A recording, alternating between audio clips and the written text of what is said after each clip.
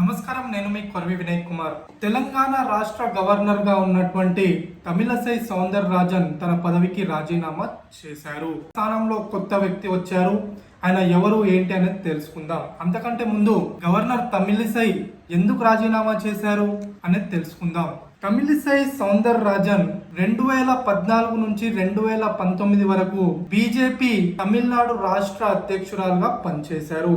ఆ తర్వాత ఆమె 2019 నుంచి 2024 వరకు కూడా తెలంగాణ రాష్ట్ర గవర్నర్ గా పనిచేశారు. అయితే ఆమె యాక్టివ్ పాలిటిక్స్ లో ఉండడానికే ఎక్కువగా ఇష్టపడుతూ వచ్చారు.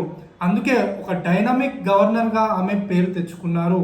కేవలం తెలంగాణ రాష్ట్రానికి గవర్నర్ గా కాదు, ఆమె పుడుచ్చేరికి కూడా లెఫ్టినెంట్ గవర్నర్ గా పనిచేశారు.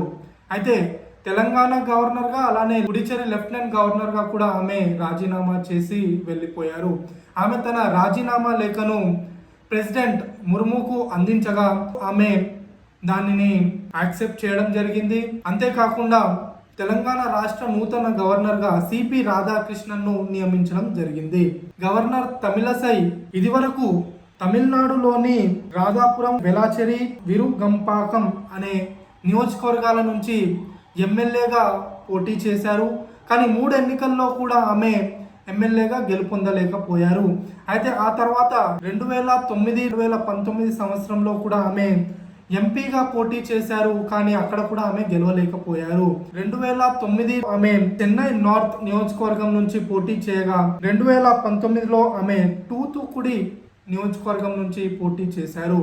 తూతుకుడిలో తమిళనాడు మాజీ ముఖ్యమంత్రి కరుణానిధి కుమార్తె అయినటువంటి కనిమోజి కరుణానిధిపై పోటీ చేసి ఆమె ఓటమి చెందారు. అయితే ఆమె మరోసారి ప్రస్తుతం తమిళనాడు రాజకీయాల్లో కీలకంగా వ్యవహరించాలని నిర్ణయించుకున్నారు. ప్రస్తుతం తమిళనాడులో బీజేపీ రోజు రోజుకు తన గ్రాఫ్ ను పెంచుకుంటూ పోతుంది. లోక్సభ ఎన్నికల్లో మంచి పర్ఫార్మెన్స్ ఇచ్చే అవకాశాలు కూడా కనబడుతున్నాయి. ఈ నేపథ్యంలో తాను అక్కడి నుంచి ఎంపీగా పోటీ చేస్తే ఈసారి ఎలాగైనా గెలుపొందగలనన్న నమ్మకానికి వచ్చిన ఆమె తెలంగాణ రాష్ట్ర గవర్నర్గా రాజీనామా చేసి తమిళనాడు నుంచి తూతుకుడి లేదా చెన్నై నార్త్ పార్లమెంట్ నియోజకవర్గం నుంచి పోటీ చేసే అవకాశాలు కనబడుతున్నాయి. అయితే మరోసారి తిరిగి కేంద్రంలో ఎన్డీఏ అధికారంలోకి వచ్చే అవకాశాలు ఉన్న నేపథ్యంలో ఒకవేళ తమిళసై సౌందరరాజన్ పార్లమెంట్ కు ఎన్నికైతే ఈసారి ఆమె కేంద్ర మంత్రి కూడా అయ్యే అవకాశాలు ఉన్నాయి. ఇక నూతన గవర్నర్ గా నియమితులైనటువంటి సిపి రాధాకృష్ణన్ గారి గురించి చూస్తున్నట్లయితే ఆయన 2004 నుంచి 2007 వరకు తమిళనాడు రాష్ట్ర బీజేపీ అధ్యక్షుడిగా పనిచేశారు. ఆయన 2023 ఫిబ్రవరిలో జార్ఖండ్ గవర్నర్ గా నియమితులయ్యారు. ప్రస్తుతం తెలంగాణ రాష్ట్ర గవర్నర్ గా తమిళిసై సౌందరరాజన్ రాజీనామా చేయడంతో అదనపు బాధ్యతలు తీసుకున్నటువంటి సిపి రాధాకృష్ణన్